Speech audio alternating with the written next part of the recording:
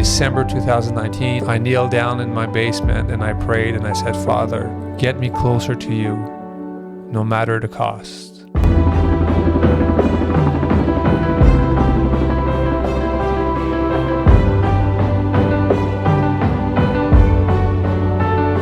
Everything's hurting inside my body. Now I'm depressed. It was pretty painful for my wife. I have nothing left. I'm not being a man. I'm not being a good father. I heard a clear voice come to me and said, Jeremy, you're going to land this. We need to put our trust in him. Ultimately, he's the one who heals people. He's a good father. He's not going to give us something that's going to destroy us.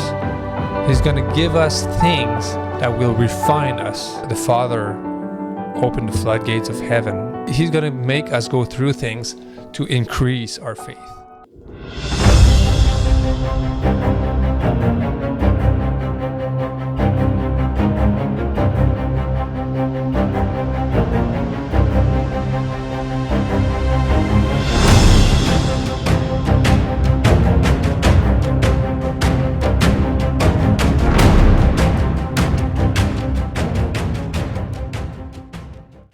I'm going to focus more on the main events, which brought me down to in a place of submission, in a place of humbleness, in a place where the Father really tested me and my wife, my family.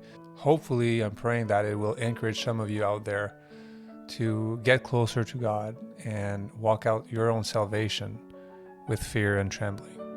My message out there to people out there is get closer to God no matter the cost.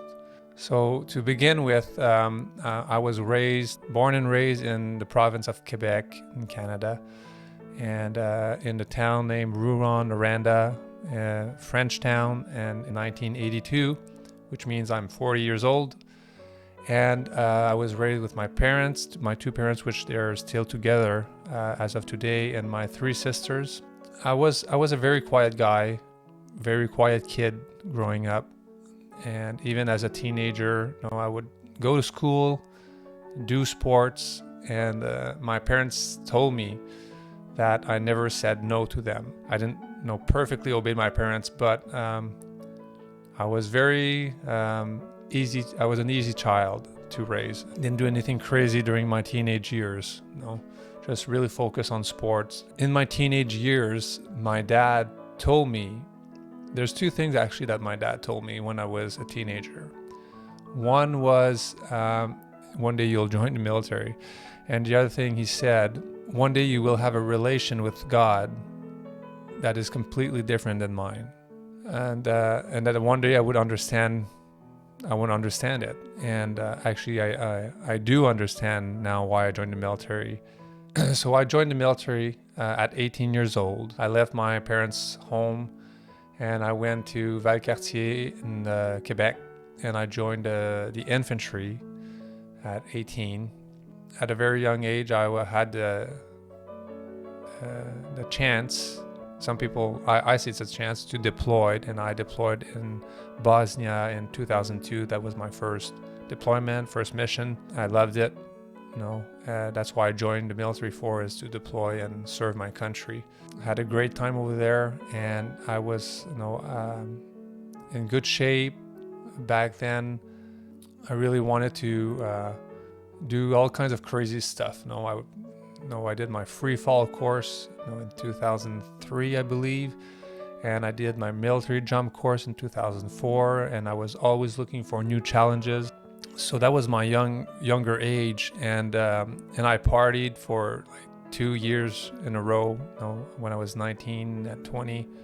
But I didn't do that for 15 years, thank God. He pulled me out of there pretty quick. I did not know him, but I knew that God was real. I just wanted to live my life back then, I guess. But I couldn't do it for too long. I didn't feel good. So at 2003, I believe so, I went back to church. I would go there at the youth on a Friday night, and And there was that one girl, but she was engaged, not engaged. She had a boyfriend, but man, she was beautiful.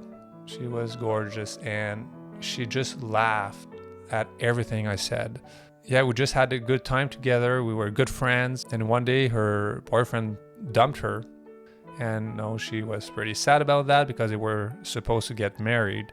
I was praying. I was like, God, if I can't have that woman, my. No, that would make that I would be the happiest man on earth. And long story short, no time went on, and eventually, we just started dating. And in January 2004, and in July 2004, we got married. Still up today, we're still married together, happier than ever. And she's the most beautiful, amazing, godly wife that I could find. Yeah, like what a blessing. We've been married for 18 years now. We have quite a journey together. We bought our first house in Quebec in 2005, and then I remastered. I switched trade. I went from infantry to lineman, telecommunications, fiber optic, climbing towers, anyways, all those things. So I went in that trade. I did my course, and then I got posted in Kingston, Ontario. So that was good, but we went from French to English. My wife did not speak English at all, so she learned English over there. So we moved to Kingston, Ontario in 2007, and then in 2008, my wife was pregnant with my daughter, and we had our first kid in 2008, Eliana. And she's almost 14 years old now. She's beautiful. I love her very much. Very talented, lots of gifts. And then that was in 2008. And then in 2011, we had our son, Samuel. And he's 11 years old right now as I'm speaking. Just a beautiful boy. Again, lots of gifts. We want to use them to serve the Father. Yeah, so that was in 2011, and I think it was April of 2011, I went to do the tests and the interviews to join the Special Forces.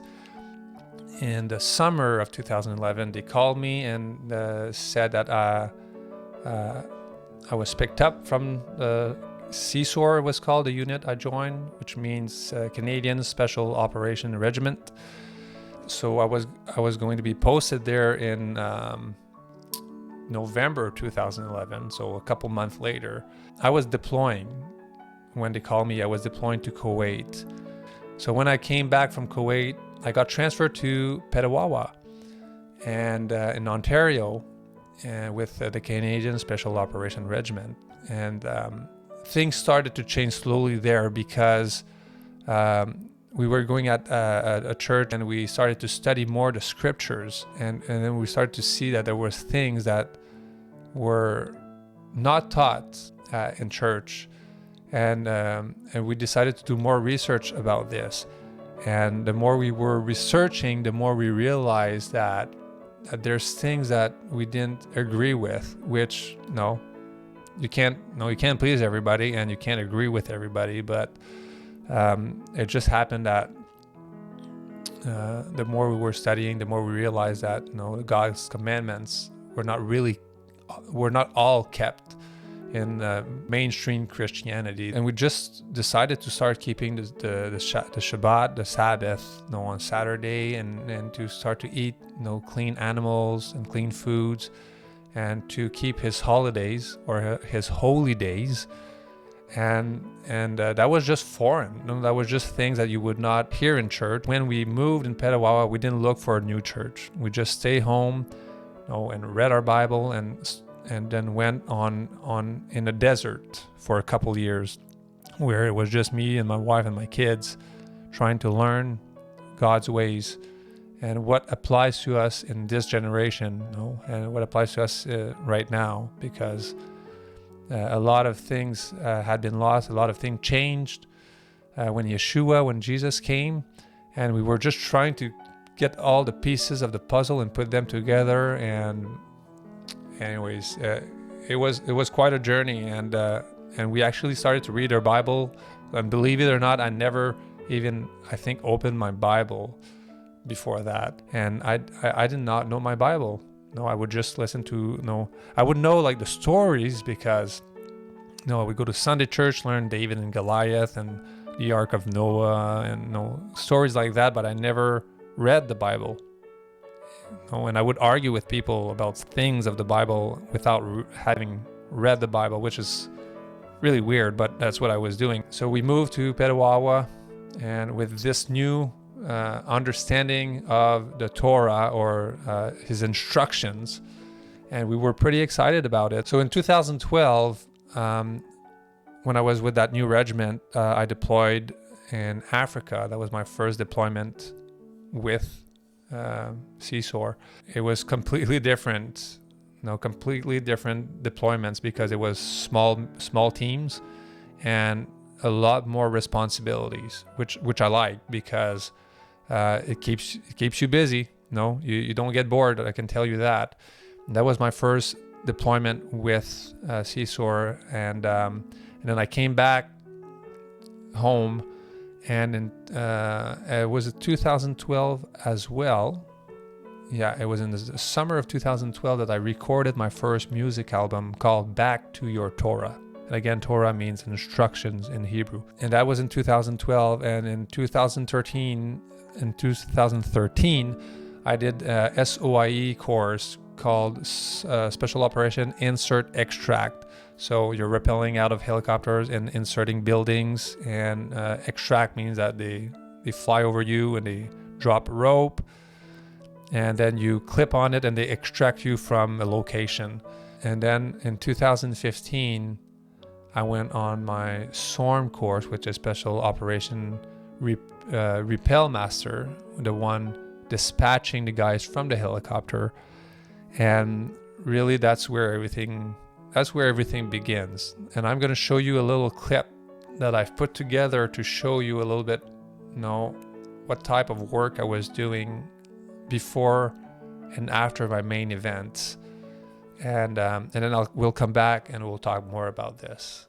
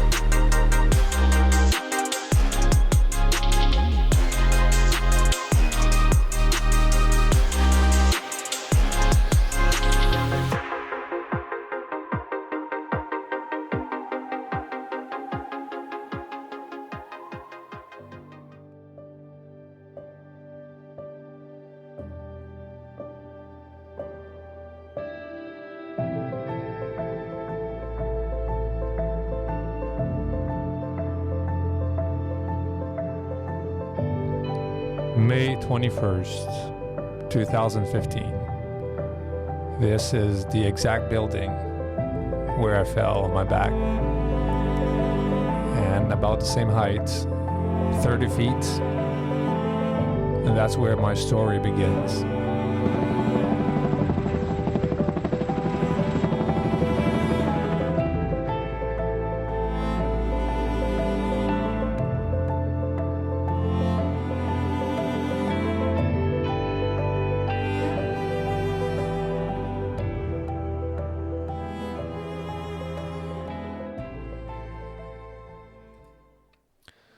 Yeah, so that's where my story begins, really.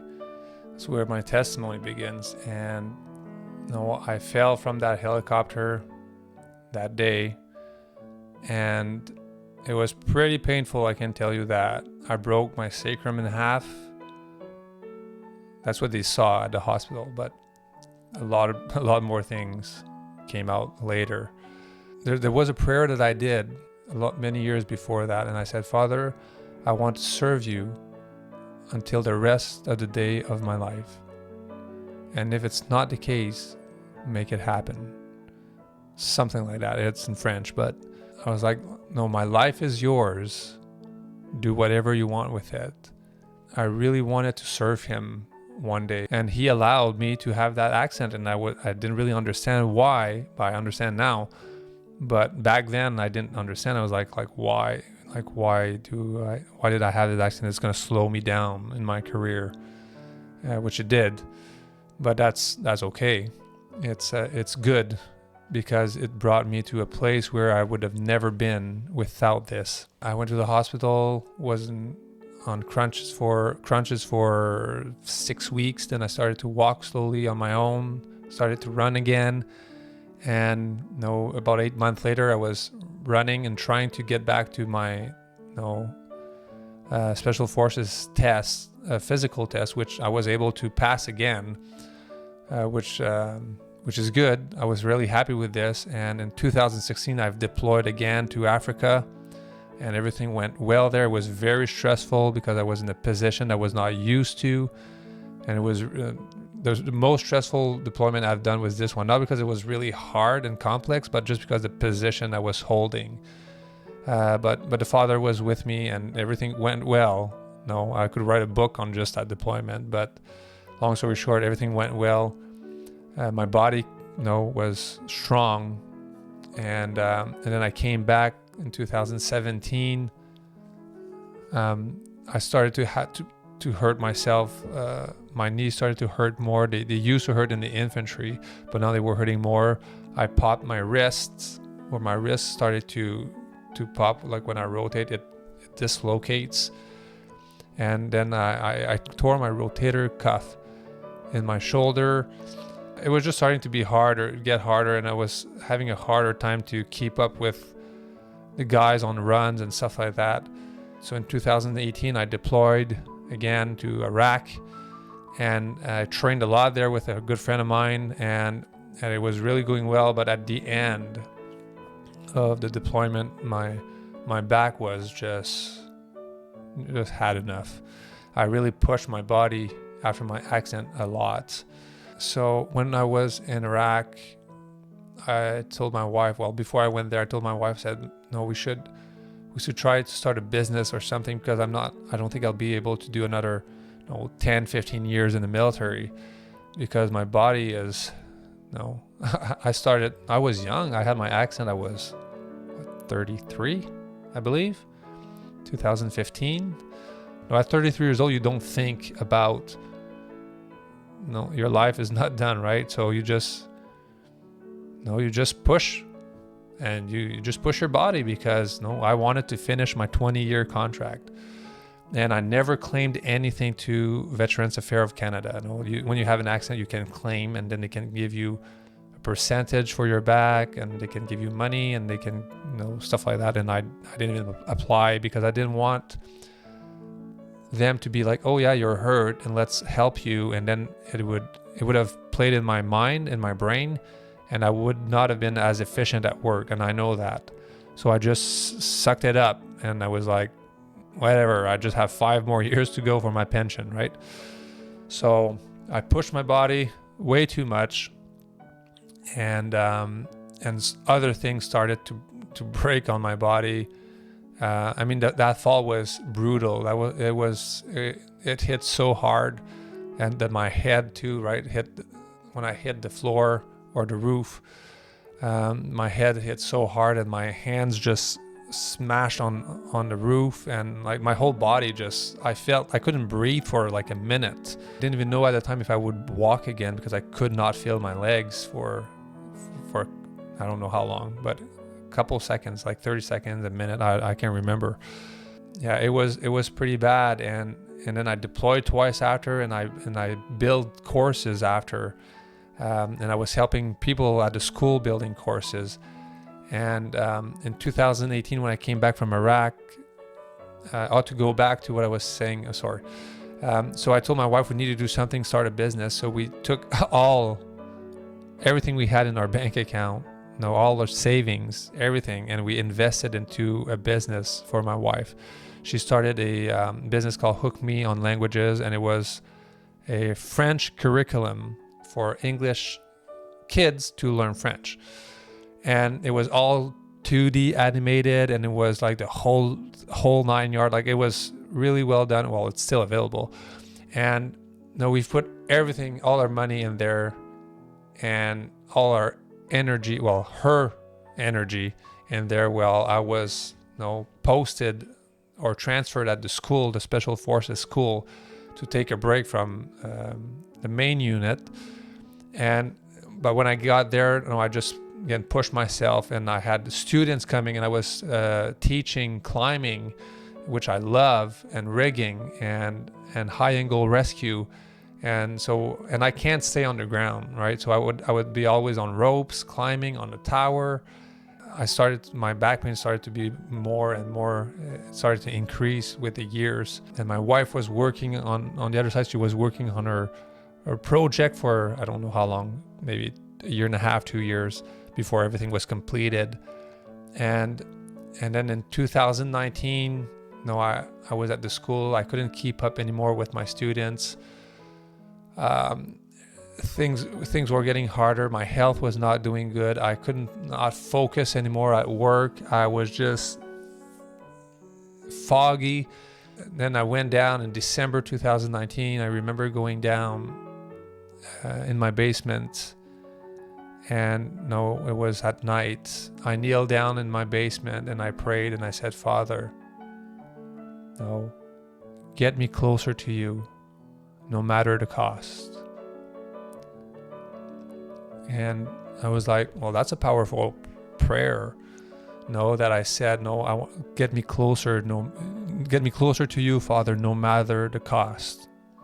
And this is what I want to encourage you to do, because it changed my life. Even though I prayed a similar one years before, this was more precise, and I wanted more of him. So that was in December 2019, and then I went back to work in January, February 2020. I could not focus. I just could not focus in January at all, and I would go, and then eventually I was hiding something as well.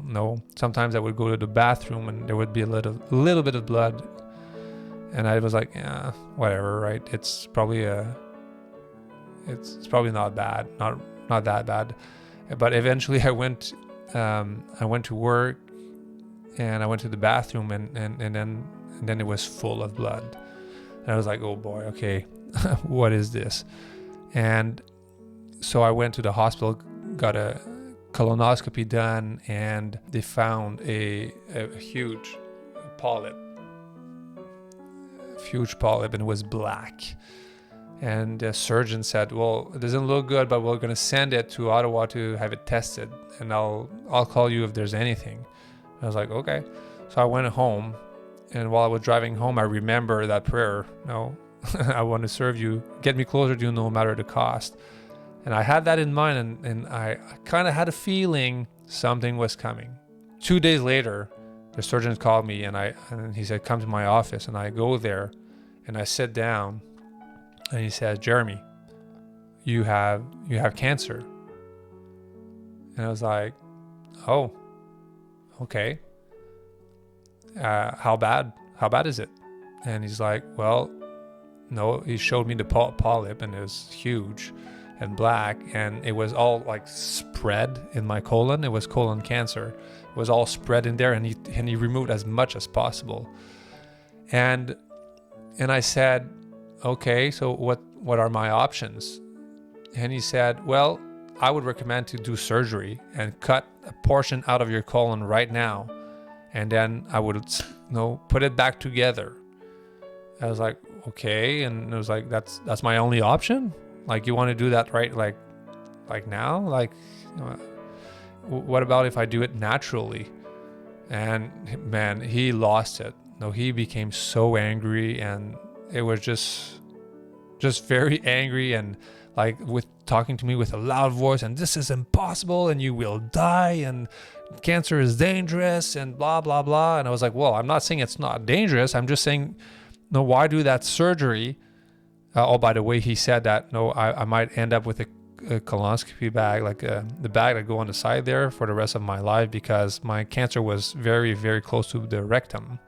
And so if he cuts there, it might not go back together very well. So you might end up spending the rest of your life with a bag. So right off the bat, I was not really, I didn't really want to go that option right away. So I said, can I do it naturally? And he lost it. And he was just talking to me and yelling and well, not yelling, but he was talking very loudly and aggressively. And while he was talking to me, I kind of zoned out, and I just had like a big smile on my face, and I was not stressed about it at all. And he's like, Jeremy, what are you doing? It's not funny. No, you have cancer. That will kill you. And I was just like having this. I was like, well, it's my life. I decide, right? So I said, I want you to send me to an oncologist, because that's what they do. Surgeons, they do surgery, and I don't know if he wants to make more money with me, but oncologists, they will give me more options. I was assuming anyways. So he said, okay, but they'll tell you the same thing, blah, blah, blah. I was like, whatever. So I went to see an oncologist in Ottawa, and first I saw a radiation guy, and I asked him, I said, can I go naturally? And he said, well, not really. There's no proof that it can work, and blah, blah, blah. And if we wait too long, it'll spread, and then you'll be stage 4, and I was stage 2. And we have to treat it right away. I was like, okay, next. And then I saw the general oncologist, and I asked him, what are my options? And he actually gave me a couple options. Well, he was really good, I have to be honest. He gave me a couple options. I already had in my mind to go naturally, but I asked him, I said, can we heal naturally from cancer? And he said, well, I've seen it before, but it's not the majority. So his answer was no legit. His answer was, I liked his answer, right? I know they can't. They're not even allowed to tell people to go naturally. They're not even allowed to do that. But he didn't say that it never happened. It just said it usually doesn't happen. Why? Because they don't take that in consideration. Like if I heal from cancer naturally, I don't even become a statistic. They just forget about me.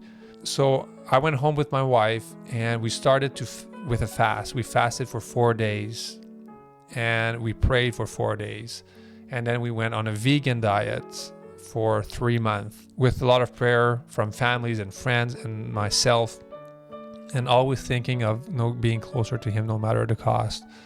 And while I was praying and I was listening to music, while I was praying, I don't know what it is. I don't know if it's a vision.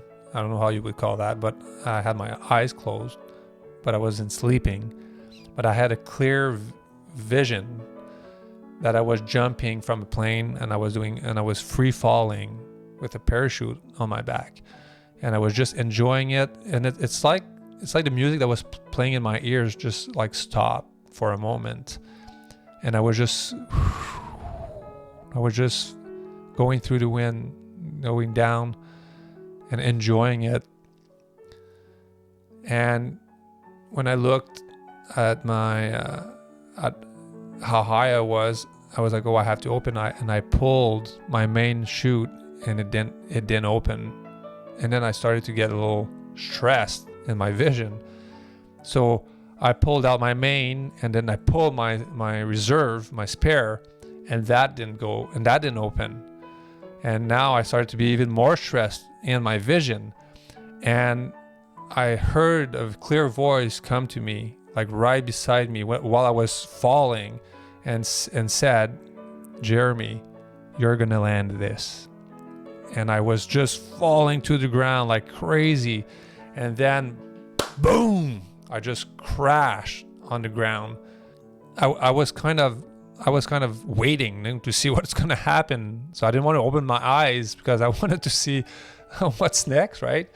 And then I stood up, and I had nothing, no bones broken. I had nothing broken. I stood up and the earth cracked under me, and I stood up and I started to walk. And I was like, wow, that's amazing. And I've learned a lot of things during those, couple months, because everything was getting harder and harder. And COVID hit in 2020, March 2020. And just to come back to my wife's business, she was about to launch her business when I got diagnosed with cancer. So she had to take care of me, so she couldn't do this. And then COVID started on top of that. And then it was harder to get appointments with the hospital. Everything was just harder because of my wife's business. Our line of credit was maxed out. Our 2 cars were falling apart. They wouldn't even start. Sometimes we got 1 car towed, and we had to sell the house because we had no more options. We had more payments than the money that was coming in. It was just not good. Really, really not good. And we prayed and we said, Father, you need to sell this house because we can't live here anymore. So we put our house for sale. With the grace of God, we were able to sell that house, make a little bit of money to buy a new vehicle. And that's it. Everything else we had been accumulating within the years together was gone, which was a lot of money. And so we lost our house. We sold our house, but I say lost because I wanted to retire from the military and stay there, and we couldn't. So I had to go live on base at the end of my career, which is the opposite of what everybody does in the military. You usually live on base during your career, and then at the end of your career, you buy a house. And me, I'm there at the end of my career, and I had houses all my life, during all my 20 years, I had houses with my wife. And there, I have 1 more year to do, and I have nothing left. Nothing left. And I have to sell the house and go live on base with no money in my bank account because we bought a vehicle with the little money we had left. So there we are on base, and in June 2020, and I go in Ottawa for a mini surgery. I can't remember the name of the surgery. I think it was called a TAMI. But what they do is they go in the colon and they take a little sample of the colon. So they don't cut anything. They just go and take out a little sample, a little piece of it, and then they analyze it. So I did that in June, and everything came back negative, which means they didn't find anything. So I got diagnosed in January, and they did a stigmonoscopy in May with a camera, and they couldn't see a cancer with the camera in May. And so they said, let's do the TAMMIS, I think, surgery, because I was a good candidate because they couldn't see it with the camera. And in June, they confirmed that everything was gone. So praise God for this. Hallelujah. Couple months of putting my faith in Him and changing my diet. I was eating a lot of sugar, so I've cut all sugars except fruits, but all refined sugar was cut out, and I still don't eat refined sugar. I believe that you have to pray and ask Him, because ultimately He's the one who heals people. Not our diet, but He uses things around us to do this, and the diet, the way we eat, is important to Him, and He showed me that through the process that what we put in our body matters. So in June it was I couldn't say cancer free, because you need to, I think, to be cancer free you need to be no cancer for I think 2 years or something. I don't even care anymore. But couple months, cancer was gone. We've praised God with this, and the family were praising the Father, and our friends were praising the Father for this. It was just a good addition to the testimony of how good He is, and then He can do whatever He wants. And He's the one who allowed it to teach me things, and He's the one who allowed it to go away. Praise God for this. And it was 2020, and I was still working at the school, but my body was still hurting. My back was still hurting. I had like major back pains. Like my back pain would be so intense sometime at one point that I became blind. I couldn't see for a couple minutes because my back was hurting so much. So we were on base, living on base, and it was the end of the year 2020, and I told Julie, I said, okay, I will get out of the military because I just don't want to be there anymore. It was not my place anymore, and I didn't like it anymore because I couldn't perform as I like to perform. And I said, oh, Father, it's time for a new episode in my life. It's time to go somewhere else. And at this time, I had no money, and my pension was not that much. So I said to Julie, I said, I'm just going to cash out my pension. For us, that was the best option back then because we did not want any debt.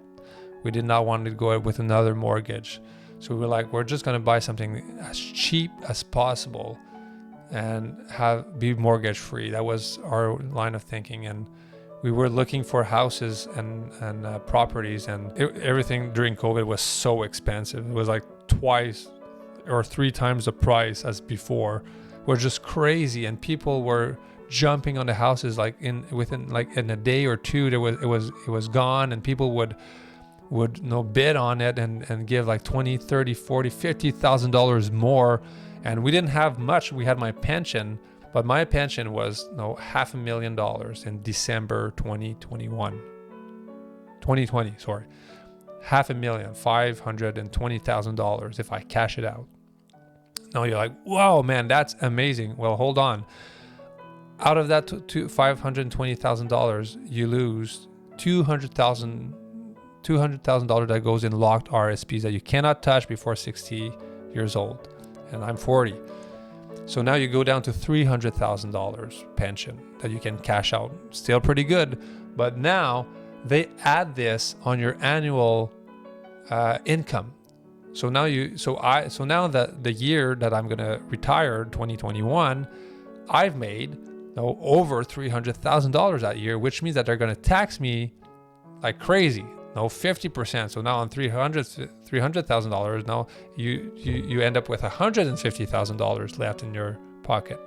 Now we had a little bit of money, and we were shopping around looking for a place to live, and we couldn't find anything. And so at that point I hadn't made my decision to get out, but we were thinking about it. And then we sent an email to everybody we knew. It was like, if you guys know someone that has a property for sale, please let us know. Here's our budget. And we prayed about it. We said, Father, that's the money we have. We don't want that. You know this. You know our heart. So thy will be done. And a couple called us. And they had a cottage. And it was exactly what we were looking for. It was small with a little bit of property so we can garden. It was outside of the city. So we wanted to be out there in the country. And it was on a river, which we didn't really care at back then, the river, because we're not water people, but I was like, whatever. So we came and looked, and we asked them, how much do you guys want for it? And they said, well, we'll sell it the price of the town evaluation. And they could have had more because of COVID. They could have had more because people were buying anything. And it was an old cottage. It was rotten, and there was lots of work to be done on it, but that was our budget. So we were like, hey, I think this is where we're going to live. And we had just enough money to pay cash, right, and not have any mortgage. So we said, no, let's do this. I think it was the exact amount that we had to buy a house that they sold us. And they didn't even know about that. Did we tell our budget? I can't remember. So we signed the papers and everything, and they let me start doing some renovations on it because it wasn't insulated and stuff like that. So I started to work on it because it was COVID and everybody was home. So I didn't have to go to work for most of the time. So I was able to work on the house. And then in January, I looked at my pension and it dropped $40,000. I lost $40,000 in a month. And then I looked in February and it was still $40,000 lower. And then when I got out in March, where I signed the paper, my pension was down $120,000. So from December to March, because I cashed out my pension, and they take our pension and they just invest it on the market. I'm assuming it's high risk because I lost $120,000 in 3 months. And I was like, oh, Father, why? I was like, oh, that's a lot of money. That is a lot of money, $120,000. No, we did not want a mortgage, and we didn't understand what was going on. And so it was too late. We bought the house, and I signed my papers to get out of the military, my release, and it was like, well, you know what? I guess we're just gonna move there and see what the Father does. I don't know. So I got out in March 2021, and I went working with a friend of mine in construction. And you're probably listening right now and saying, Jeremy, construction, it's hard on your back. Yep, it is. I don't know. I just like construction, no? And I figured, no, I'm going to go work with him, and no, we'll have a blast. Not so. No, we were supposed to do kitchens, refacing kitchens. So I was like, that should be okay with my back. But the thing is, when you don't do a kitchen, what do you do? And everything else. So like the first week I was ripping out floors, and it was just horrible. My back was hurting like crazy. I was trying to work, but as fast as possible, but I couldn't keep up because my back was hurting, my wrist was hurting, my knees were hurting, everything was hurting. And I was like, that was a bad idea.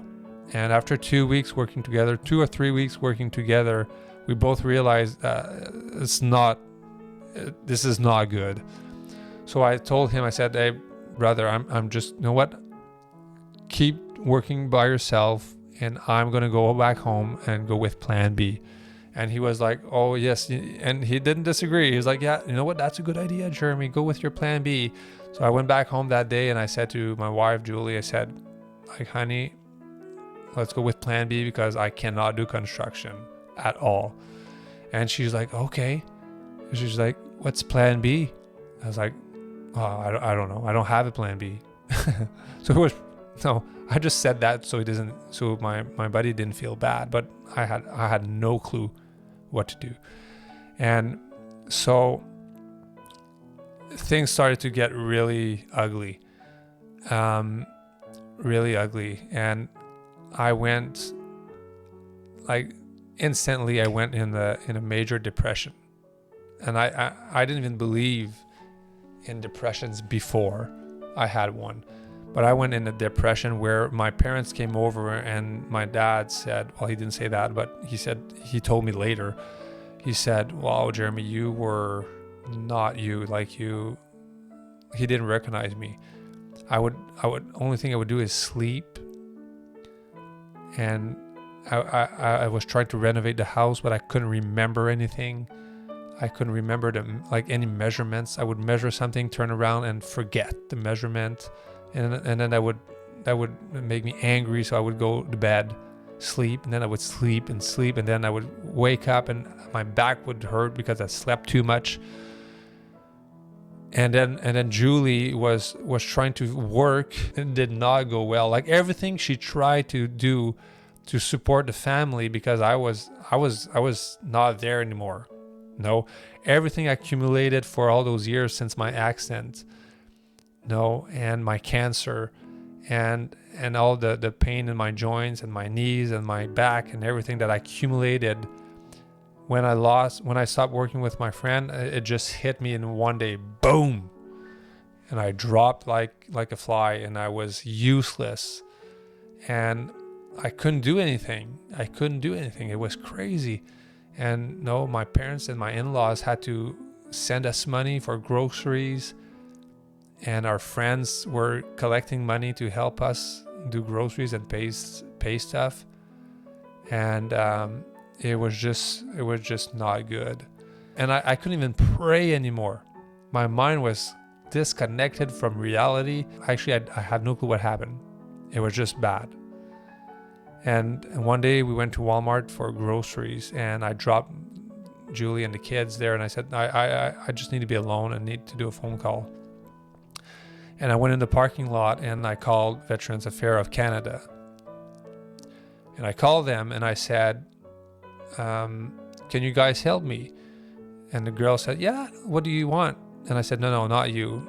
I want, transfer me to someone that can help me right now. And she said, okay, sir. So she transferred me to a case manager. And I said, can you help me? She said, well, it depends.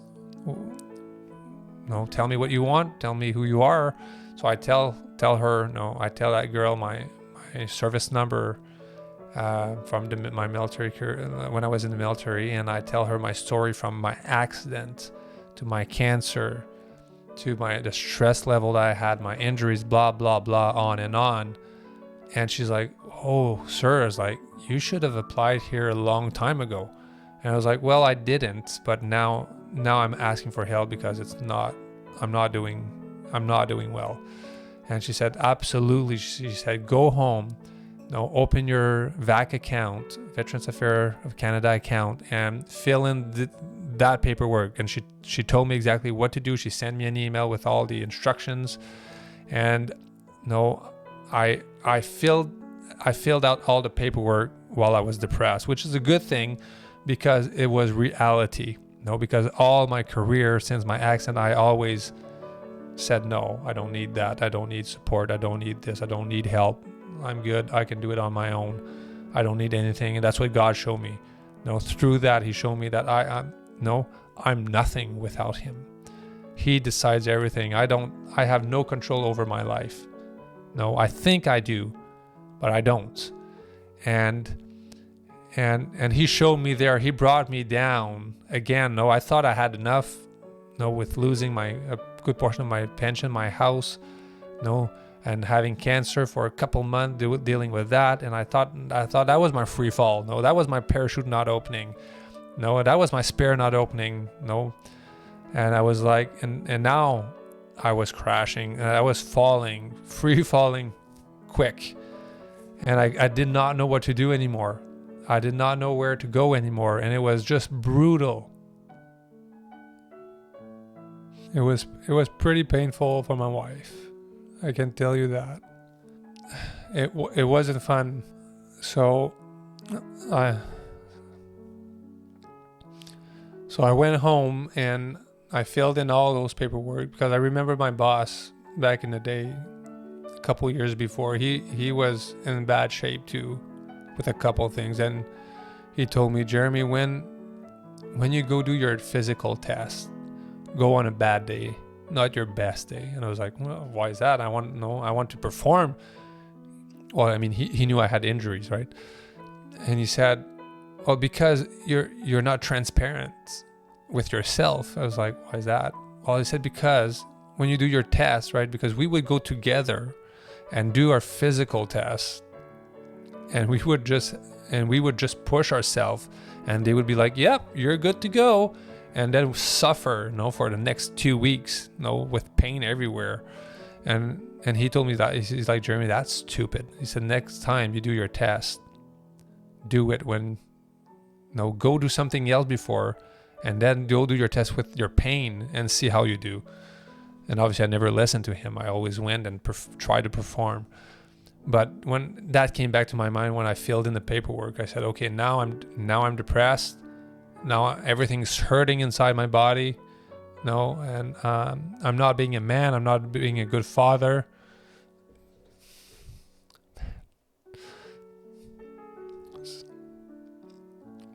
No, my wife never told me this, but it was pretty pathetic. And so I filled in the paperwork, and I said, Father, do whatever you want. No matter the cost, I guess. And so I filled in the paperwork, and within a couple days, a bunch of things just got approved.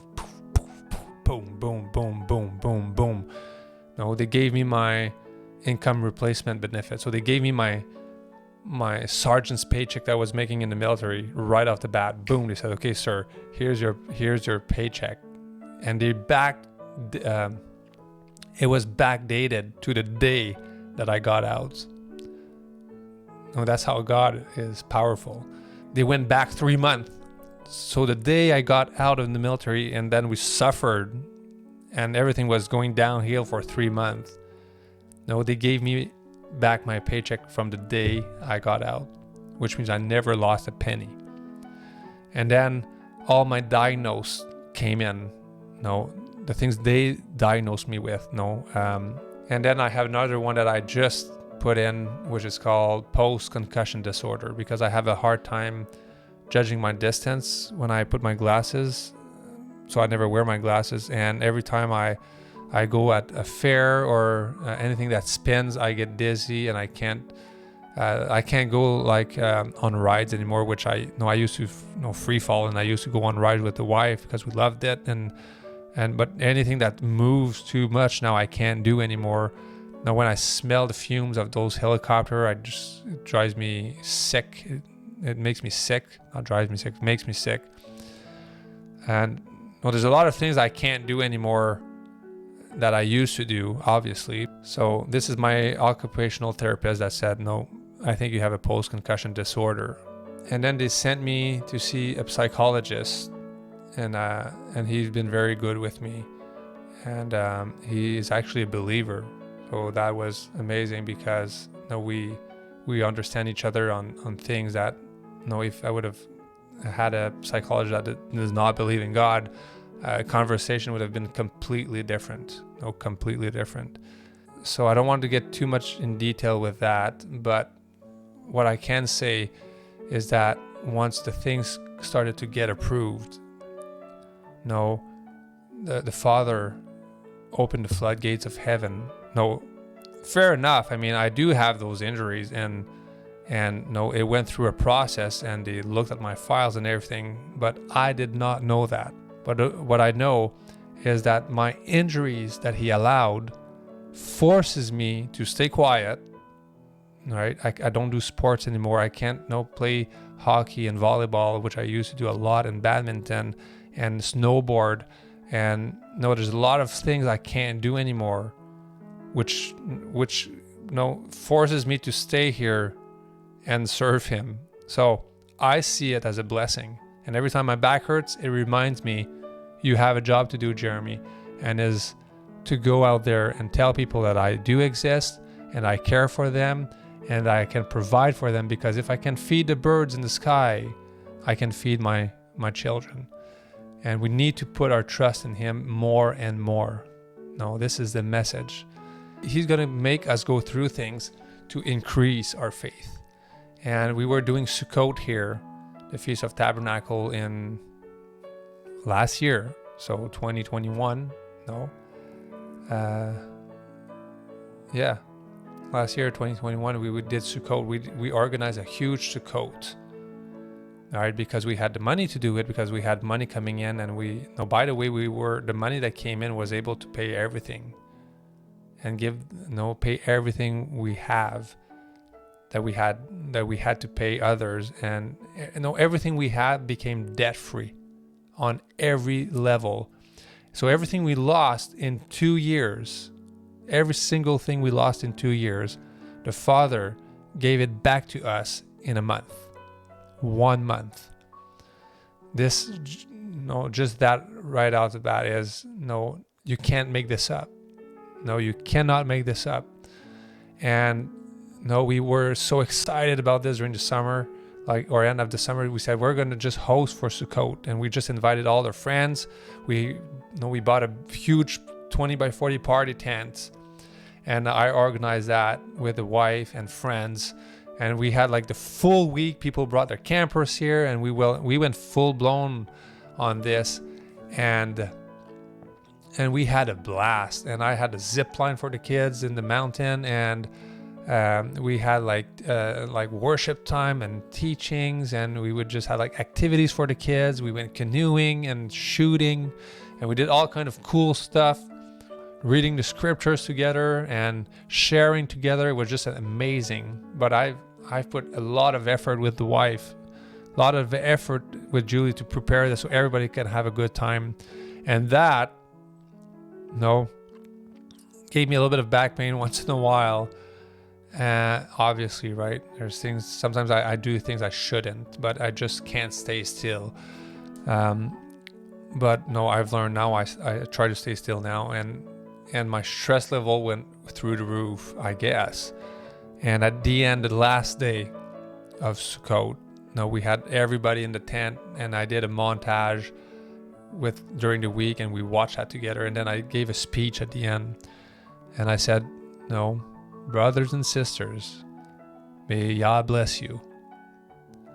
And I would do that in a heartbeat again, even though I just got shingles. And they were like, oh, yeah. So my right arm was filled, my chest and my back was filled with shingles. And Thursday night, it started Wednesday evening, but there was zero pain. And Thursday, the pain started to come, and it was getting brutal.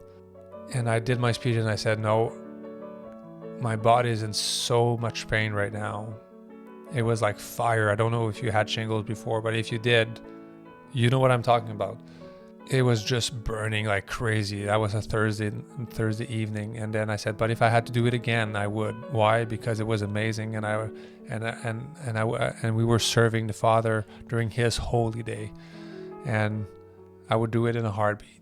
And then anyways, people left and we had a good time. And I tried to go to bed, and I was by myself in the bedroom, and I prayed and I said, Father, what am I going to do with this?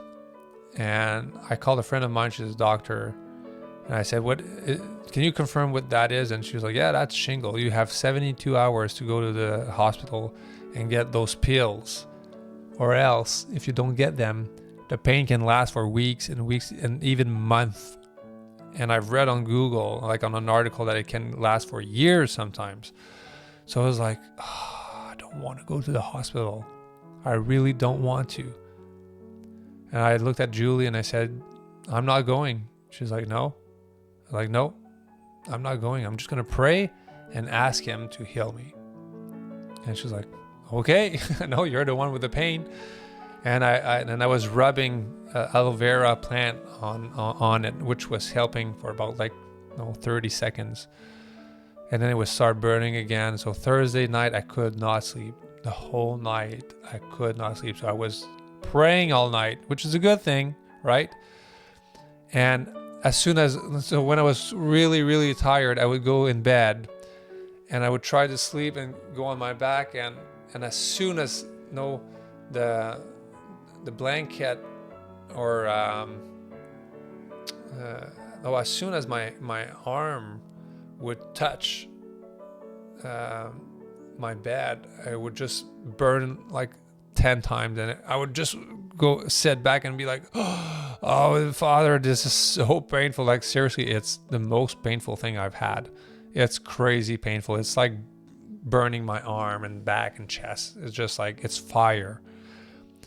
And I was like, hey, back on my knees. So I would go back on my knees and pray and pray and pray. And so now morning comes, everybody wakes up, and I haven't slept all night. And I'm exhausted and it's in pain. And Julie's like, how are you? I was like, not good. And I would just suffer through the day. And then, and have, like, I wouldn't put a shirt on because it would just burn just the shirt touching it.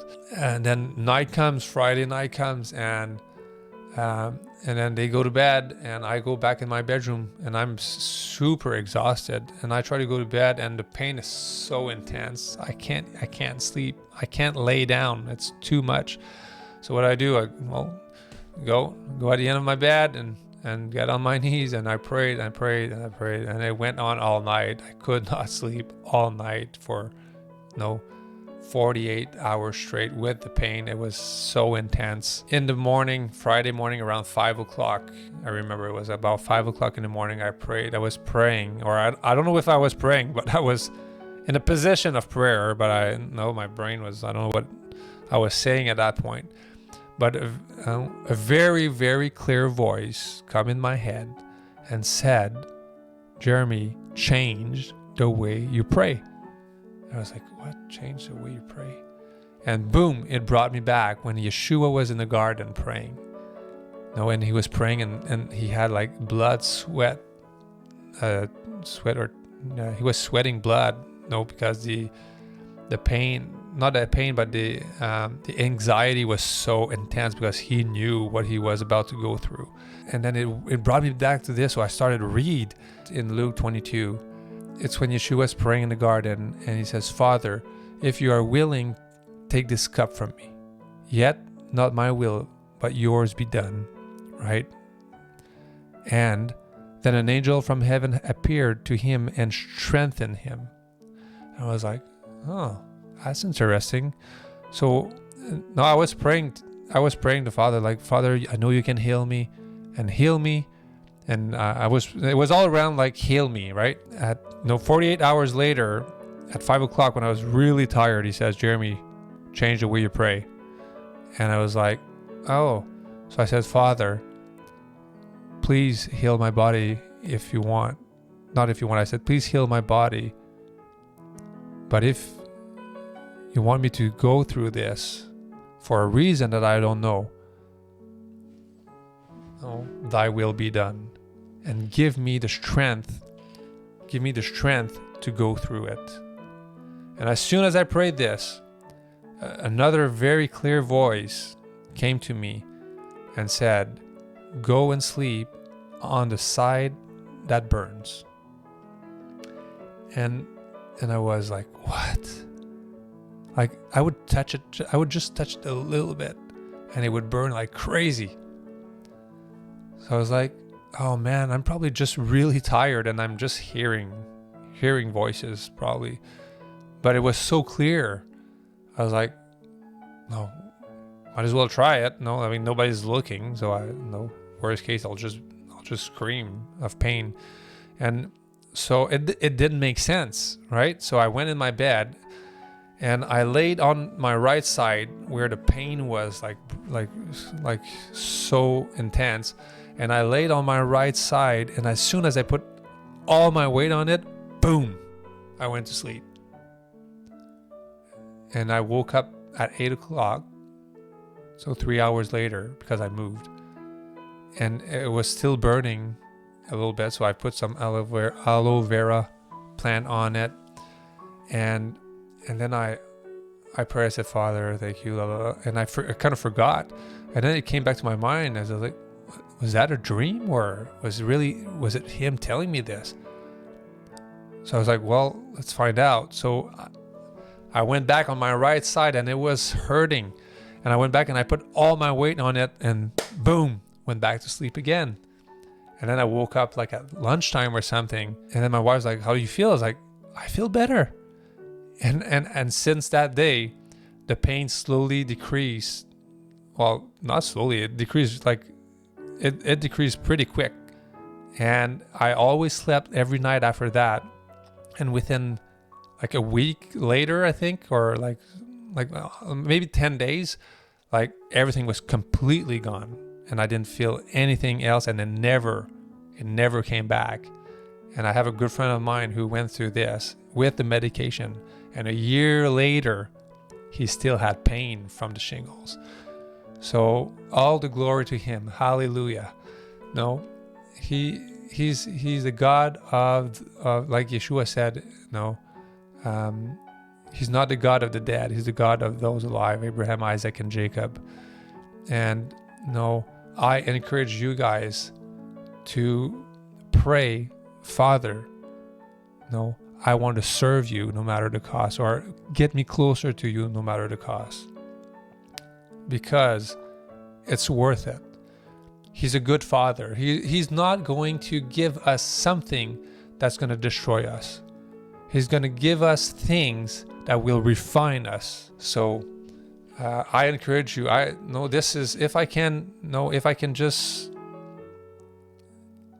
my my testimony can just help you guys out there to go in your bedroom behind closed doors. No, it's not a show. And get on your knees, put your face down, and be serious about it and say, Father, I want to be closer to you no matter the cost. Because I know that the cost might be high, but the rewards are even higher. And no,